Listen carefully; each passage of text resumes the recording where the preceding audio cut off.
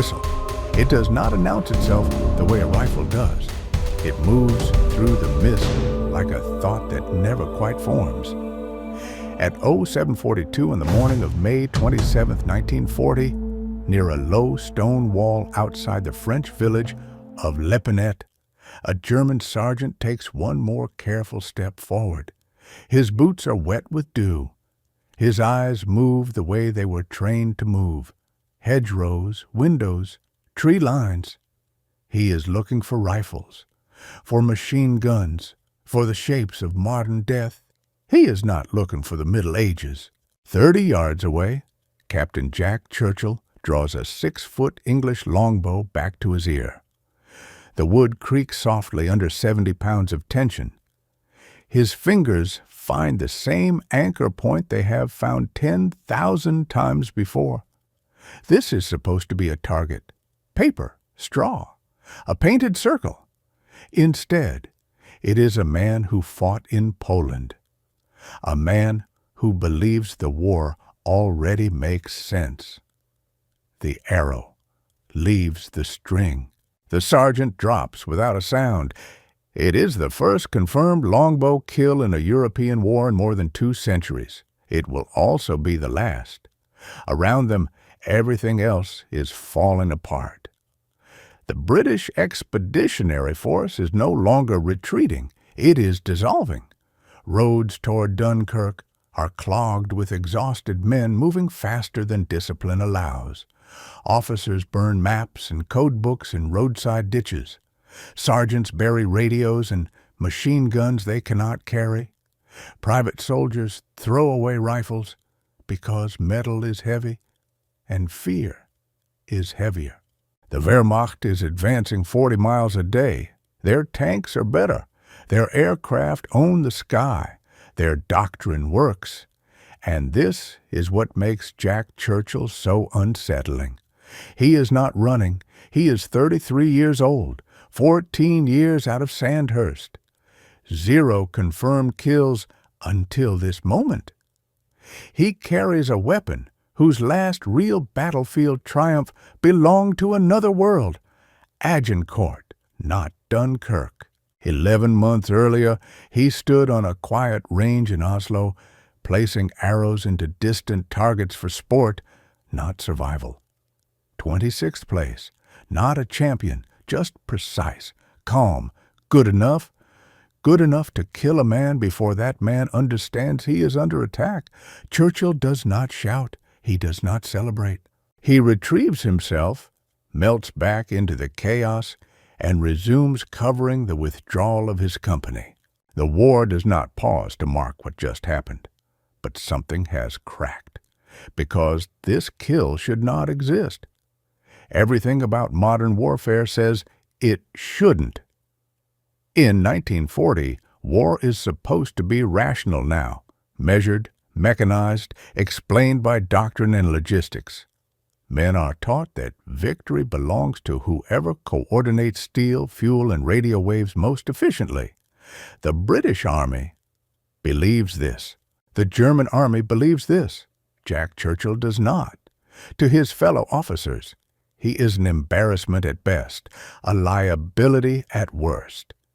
He wears no mystique on purpose, but he does not hide his tools either. Alongside his service revolver and submachine gun, he carries a Scottish broadsword, basket-hilted steel meant for another century, and slung across his back, the longbow. There is no regulation for this, no paragraph in the King's regulations that explains what to do with an officer who insists on bringing medieval weapons into a war of tanks and dive bombers. The War Office would prefer he disappear into normality. He refuses. Churchill has studied military history long enough to know the numbers. A Mauser fires faster, farther, more reliably. He knows that bows are obsolete on paper, but he also knows something that does not fit neatly into Staff College lectures. In close combat, in confusion, in moments when men are tired and frightened and their world stops making sense, fear matters more than firepower. A rifle is familiar. A screaming man with a sword is not. Dunkirk proves how fragile modern certainty really is. Between May 26th and June 4th, more than 300,000 Allied soldiers are hauled off the beaches by anything that can float. They leave behind tanks, trucks, artillery, and most of their pride. Britain survives, but only just. At home, the expectation is not victory. It is invasion. Jack Churchill returns with his bow, his sword, and his bagpipes. And he is just getting started. Within weeks, a new idea begins to circulate in the corridors of British command. It is born from desperation, not confidence. If Britain cannot meet Germany head-on, then it will strike sideways. Small units, raids, violence delivered suddenly, then gone before the enemy can respond. They call them commandos. The training is brutal by design. 30-mile marches through Scottish mountains with full kit. Amphibious landings in freezing water. Live ammunition fired inches overhead to weed out hesitation. Men who cannot keep up are sent away without ceremony. Churchill thrives. He is older than most of them, but stronger, quieter. He marches farther, shoots straighter, and seems immune to the fatigue that breaks younger men. At night, while others clean weapons or write letters home, he practices with tools that do not belong here, drawing the bow by feel, adjusting the fit of his sword in the dark. Some think he is showing off. Others think he is mad. Over time, a different understanding settles in. Churchill is not rejecting modern war. He is exploiting its blind spots. By late 1941, the commandos are ready for something bigger. A raid on the Norwegian coast. Vågsøy, a town feeding the German war machine with fish oil factories and guarded by coastal guns. The mission is risky, violent, and meant to send a message. Churchill requests permission to lead the first wave. He also requests permission to bring his sword and his bagpipes. The answer comes back, yes. On Christmas night, transport ships cut through Arctic darkness. Ice forms along the rails. Men sit in silence, checking weapons, rehearsing routes they may never walk twice. Churchill studies maps, then closes his eyes, committing angles and distances to memory. At dawn, landing craft drop toward a hostile shore. Jack Churchill stands in the bow, fully exposed, bagpipes in his hands. In 90 minutes, the beach will either belong to the British or it will be a grave, and the Germans, waiting behind their guns, have no idea what kind of war is about to walk out of the smoke. The first thing the Germans hear is not gunfire. It is music. At 08:48 on December 27, 1941, the ramp of the lead landing craft slams down onto the rocks of Moy Island. Cold water surges in around British boots. Men crouch low, instinctively shrinking from the shoreline where machine guns are supposed to open up at any second. Jack Churchill does the opposite. He steps forward into the surf, fully upright, the North Sea clawing at his legs, and inflates the bagpipes. The leather bag tightens under his arm. Then the sound erupts, high, sharp, ancient, cutting straight through the thunder of naval guns and the crack of explosions from the fjord behind them. The march of the Cameron men. It is the last sound anyone expects to hear on a German-held beach in occupied Norway. Up on the cliffs, men in Feldgrau freeze. Some stare toward the smoke, trying to reconcile what their ears are telling them with everything they have been taught about modern war. This is supposed to be an amphibious assault. There should be shouting, orders, engines, rifle fire, not music, not this. Churchill finishes the tune calmly. He sets the pipes down on the stones. Only then does he reach for violence. A grenade arcs forward, bouncing once before vanishing into a gun position. The explosion comes a heartbeat later. Churchill draws his broadsword, steel catching the thin winter light, and charges uphill, screaming for his men to follow. They do. Training takes over. Thompson's submachine guns chatter, rifles crack. The commandos surge past their commander, pouring fire into bunkers and trenches that are already unraveling. The Germans try to respond, but their defense has lost its rhythm. Orders overlap. Men fire too high, too late. Some do not fire at all. The fight is savage and close. In bunkers, no wider than a truck bed, men grapple, slip on blood and wet rock, shout in languages the other side does not understand. A wounded German screams until a British bullet ends it. Another drops his weapon and raises his hands, eyes locked on the sword instead of the gun. It is over in less than 10 minutes.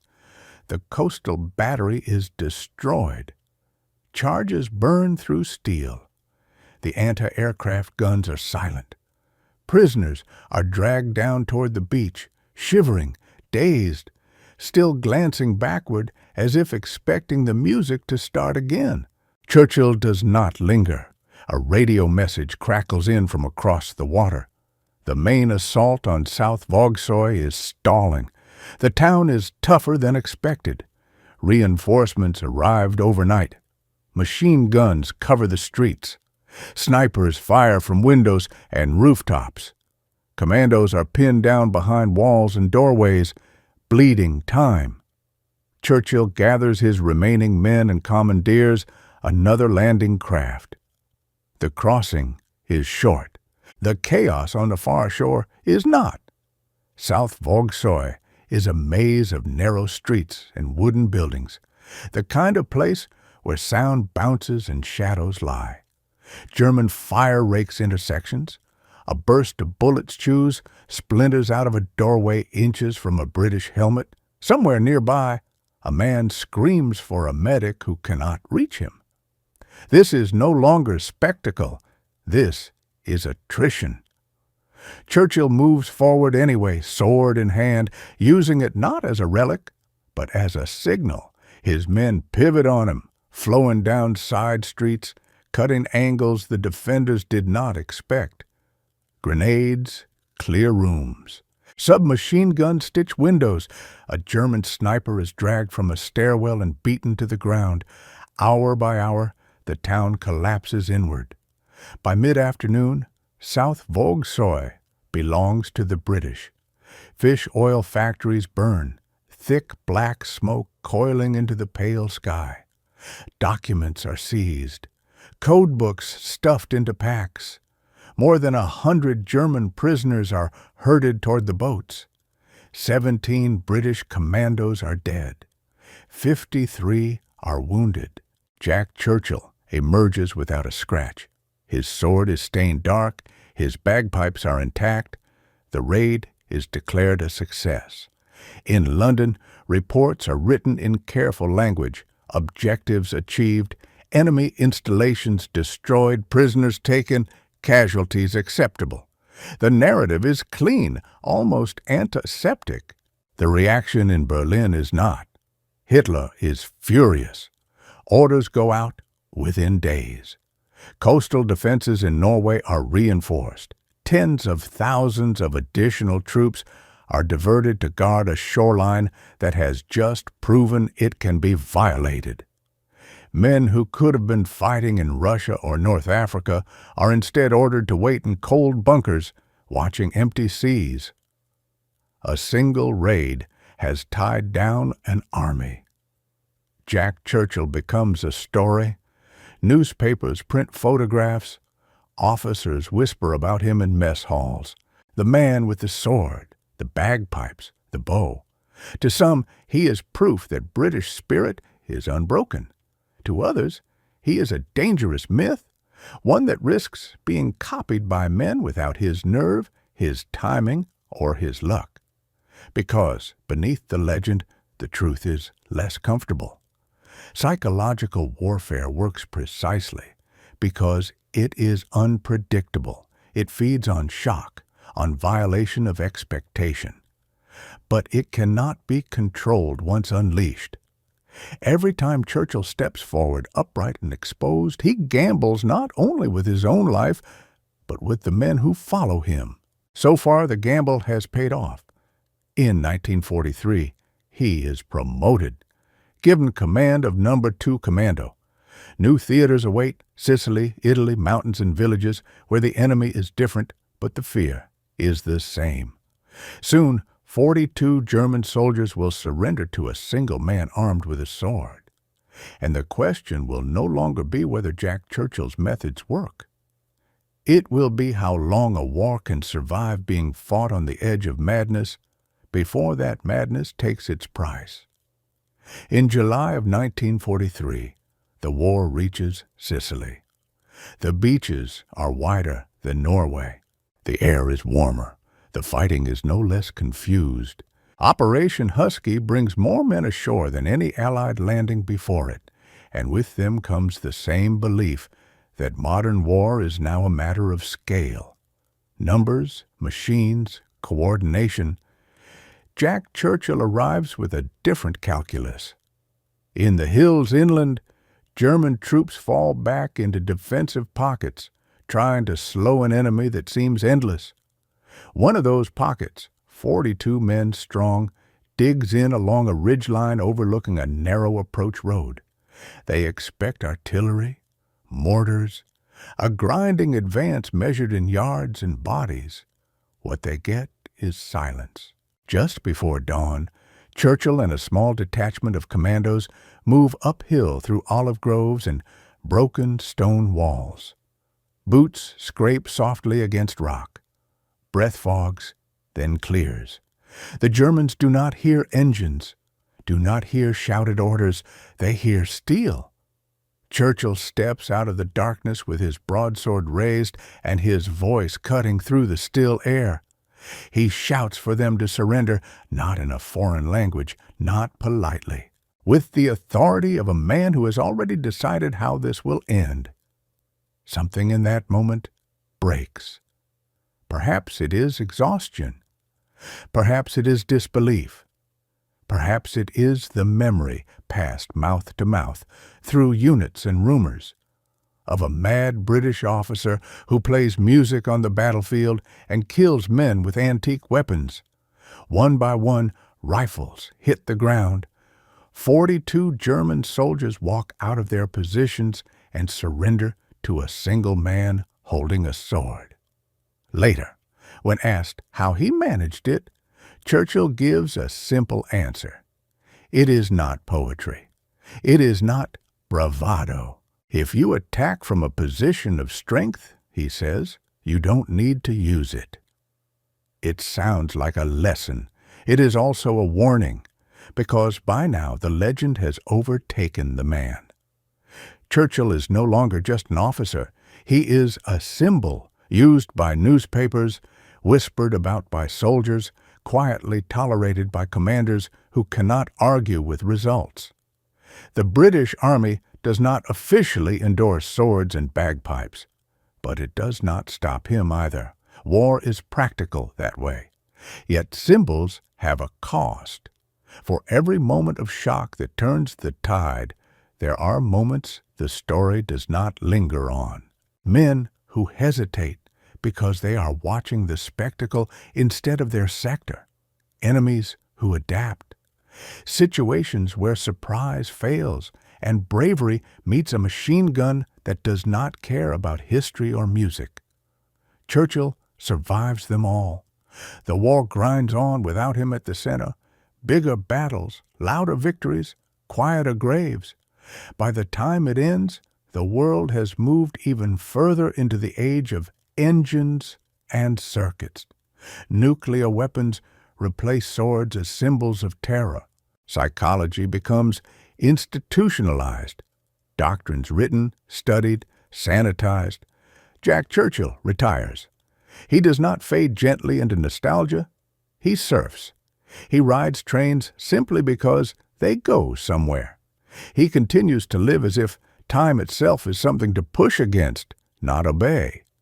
When told that Britain's railways are closing lines, he protests, not because it is inconvenient, but because movement to him has always been life. He never apologizes for the way he fought, and history, uneasy with men who do not fit, turns him into a caricature. Mad Jack, the eccentric, the last knight. A story told for amusement more than reflection. But strip away the romance, and what remains is harder to dismiss. In the most mechanized war the world had ever seen, one man reminded everyone that fear does not evolve at the same pace as technology, that soldiers, no matter the century, are still human beings whose training can fracture when reality stops matching expectation. Jack Churchill did not win the war with a bow or a sword. He exposed something about it, that beneath the steel and the engines, war still runs on the oldest fuel there is, belief. Belief in systems. Belief in superiority. Belief that the enemy will behave the way you expect. And when that belief breaks, even briefly, history bends. The bagpipes fall silent. The sword is sheathed. The arrow is never loosed again. But the question he leaves behind does not fade as easily. In a world obsessed with progress, how much of our security still rests on assumptions we have never tested?